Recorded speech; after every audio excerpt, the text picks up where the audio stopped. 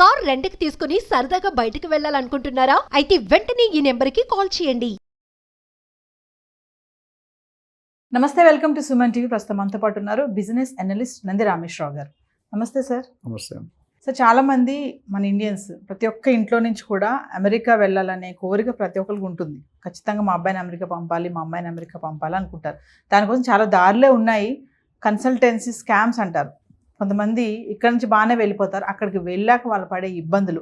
అంటే ఈ కన్సల్టెన్సీ ద్వారా వెళ్ళిన వాళ్ళకి ఎలాంటి ప్రాబ్లమ్స్ ఉంటాయి, అసలు ఈ స్కామ్స్ అనేవి ఎలా ఉంటాయంటారు? కన్సల్టెన్సీకి స్కామ్స్కి వెళ్ళే ముందు మన ఇండియాలో అమెరికా అంటే ఒక మోజు ఉంది, ఒక ఇష్టం, ప్రియారిటీ. నా అల్లుడు, నా కొడుకు అమెరికాలో ఉన్నాడంటే అదొక బ్రాండ్.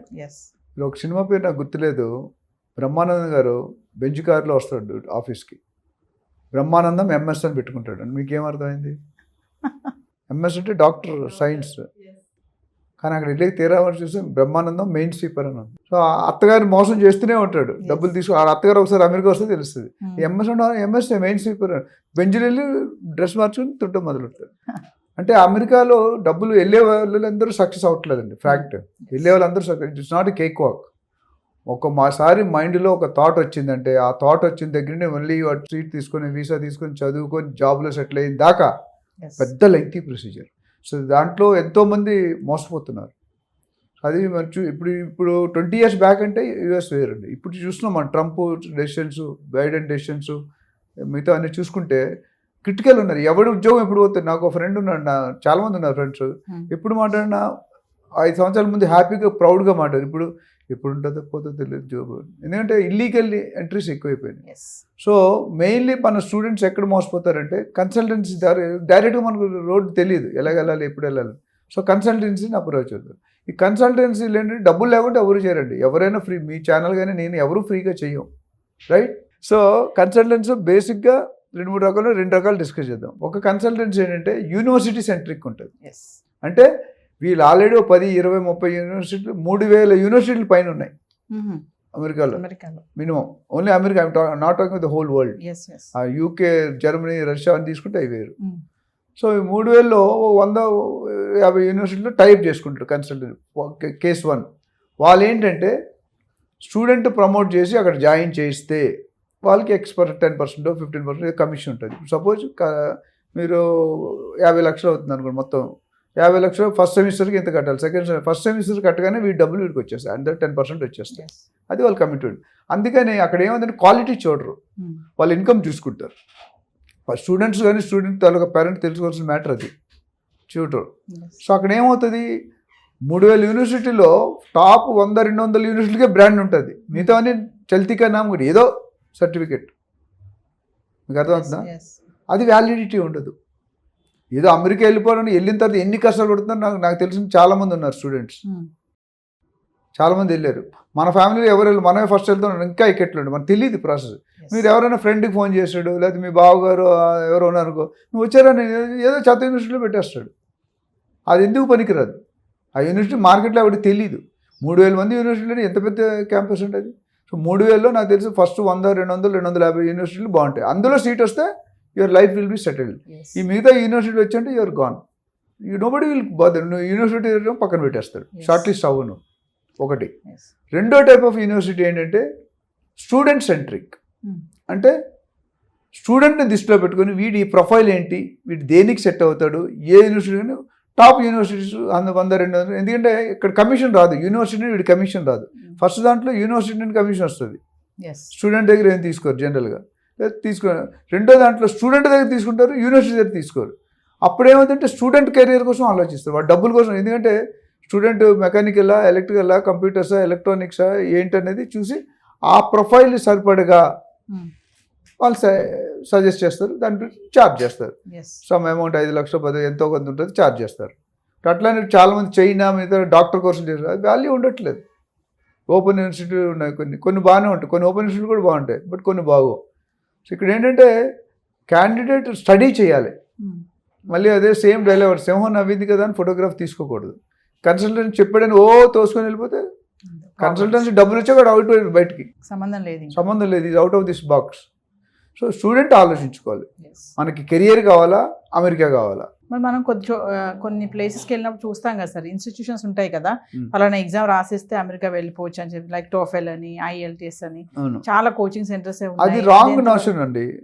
అది చాలా రాంగ్. ఎగ్జామ్స్ అనేది ఇంక దీని తర్వాత GRE GMAT అని కూడా ఉన్నాయి, చాలా ఉన్నాయి. ఇవన్నీ ఆన్లైన్ వచ్చిన తర్వాత వాల్యూ పడిపోయిందండి. ఆన్లైన్లో ఏం చేస్తుంటే ఎగ్జామ్ పేరు ఒకటి ఉంటుంది, రాసేవాడు వేరు ఉంటాడు. ఆన్లైన్ నీకు తెలియదు, పక్కన ఉంటాడు ఆన్సర్ చెప్తాడు, మొబైల్ పంపిస్తే రాస్తాడు. అందుకని ఆన్లైన్ వాల్యూ ఇవ్వట్లేదు ఇప్పుడు. ఇంకోటి IELTS లాంగ్వేజ్ టెస్ట్లు, ఇంగ్లీష్ కమ్యూనికేషన్ స్కిల్స్ చూడడానికి పెడతారు.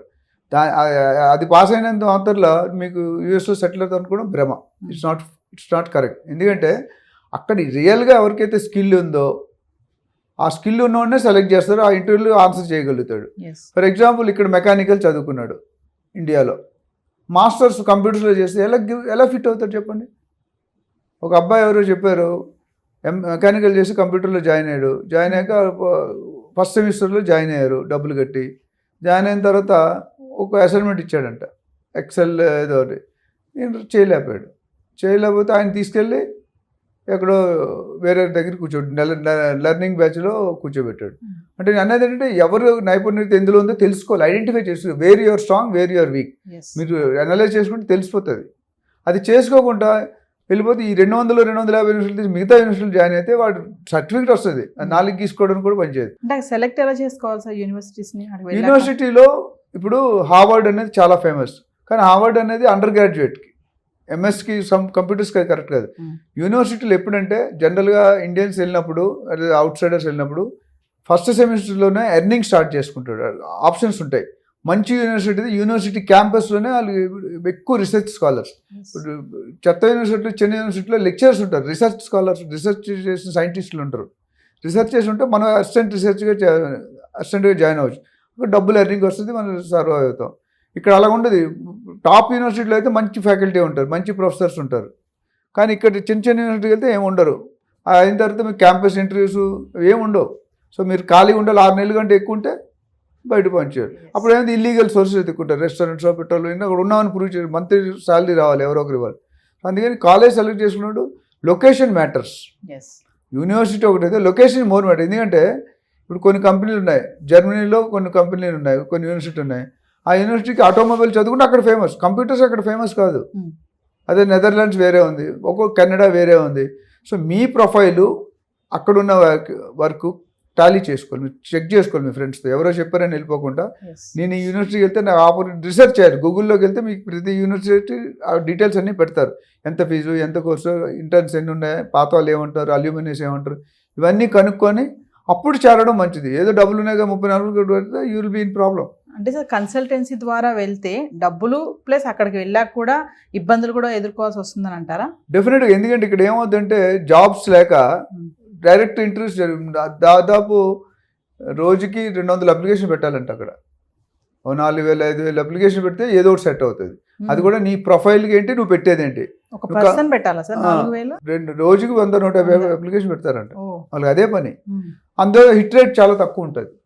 అప్పుడు ఏం చేస్తారు, కన్సల్టెన్సీ తీసుకుంటారు. సెక్యూరిటీ వాళ్ళు చూసారు ఇక్కడ, వాడు జాయిన్ అయిన తర్వాత వాడు ఫుల్ శాలరీ డైరెక్ట్ రాదు, వీడు ఒక 5000 తీసుకుని 10,000 అడిగిస్తాడు కన్సల్టెంట్. ఇక్కడ కూడా మన కన్సల్టెన్సీ సెకండ్ టైప్ ఏమున్నదంటే అక్కడ జాబ్ కంపెనీతో టైప్ చేసుకుని వీళ్ళు జాబ్లు ఇప్పిస్తారు. వాడికి వచ్చేదంటే 30-40% వీళ్ళు తీసుకుంటారు, వీడు మొత్తం కూడా రాదు. ప్లస్ అది ఎప్పుడు పీకేస్తాడో తెలియదు, టెంపరీ. సో అదే స్కిల్ మీ అంతా మీరు కన్సల్టెన్సీ ద్వారా జాయిన్ అయ్యాకంట మీరు సొంతంగా రీసెర్చ్ చేసుకుని జాయిన్ అయితే మెయిల్, మీకు రియాలిటీ తెలుస్తుంది. నాకు ఆస్ట్రేలియా నుండి ఒకసారి కాల్ వచ్చింది, నన్ను చూడలేదు, కలవలేదు, జస్ట్ బయోడేటా చేసి అపాయింట్మెంట్ లెటర్ పంపించాడు, $ఇన్ని అని. నాకు డౌట్ వచ్చి నేను ఎంబసీకి లెటర్ రాశాను, అది ఫేక్. చిన్న ఈమెయిల్ ఐడి కూడా కరెక్ట్ పెట్టి ఒక లెటర్ యాక్చువల్ మనకు కనిపెట్టలేము డీటెయిల్గా, ఫేక్. అంటే మన సర్టిఫికేట్ తీసుకుని వేరే వాళ్ళు యూజ్ చేసుకుంటాడు. ఇలాంటి ఫేక్ స్టోరీస్ మనం వెళ్ళకూడదు, వెళ్ళే ఉంటే మనం ఇబ్బంది పడతాం. అంటే ఏదోలాగా వెళ్ళిపోవాలని అనుకోకుండా ఒక టాలెంట్, మనకి టాలెంట్, స్కిల్, మంచి university, location of the university, salary అన్ని కనుక్కోవాలి. ఇప్పుడు మీరు 10 యూనివర్సిటీలు పెట్టాలనుకోండి, ఆ 10 యూనివర్సిటీ బ్యాక్గ్రౌండ్ కనుక్కోవాలి. మన టాప్ యూనివర్సిటీలో రాపోవచ్చు, బట్ బ్రాండ్ మీద కొట్టుకోవచ్చు. ఇప్పుడు సెలక్షన్ అయినప్పుడు మీరు ఐఐటి చదివిన దానికి, బిట్స్ చదివిన దానికి, లోకల్ కాలేజ్ చదివిన తేడా ఉంటే ఏ కాలేజ్కి ఇస్తాడు? ఫస్ట్ ఐఐటికి ఇస్తాడు, తర్వాత బిట్స్ ఇస్తాడు, తర్వాత మిగతా యూనివర్సిటీ. అక్కడ కూడా ర్యాంకింగ్ ఉంటుంది. చిన్న యూనివర్సిటీలో ఎవరికైనా వచ్చేస్తుంది, డబ్బులు కడితే వచ్చేస్తుంది, మీరు చదవక్కర్లేదు. బట్ అది ఉపయోగం లాంగ్ టర్మ్ ఉండదు. ప్రాక్టికల్ ఓరియంటేషన్ ఉండాలి. మీరు ఏ కోర్స్కి వెళ్తున్నారు, జావాకి వెళ్తున్నారా, సైబర్ సెక్యూరిటీ, డేటా సైన్సా, ఏఐయా, అందులో నైపుణ్యత ఉన్నారు. లేకుంటే వెళ్తే మాత్రం మీరు ఇబ్బంది పడతారు. Yes. స్టూడెంట్స్ ఎవరైనా వెళ్ళాలనుకున్నప్పుడు థరో రీసెర్చ్ చేయాలి, మంచిగా చెక్ చేసుకోవాలి. లేటర్ ఆన్ టర్మ్స్ ఏంటి, అక్కడ వెళ్ళే కొంతమంది అసలు ఎవరు రిసీవ్ చేసుకునే వాళ్ళే ఉండరు, వెళ్ళిపోతాడు, బుక్ అయిపోతాడు. Yes. ఇలాంటివన్నీ కాకుండా చూడాలంటే మనల్ని సంప్రదిస్తే వీళ్ళు help them. Thank you, sir. Thank you.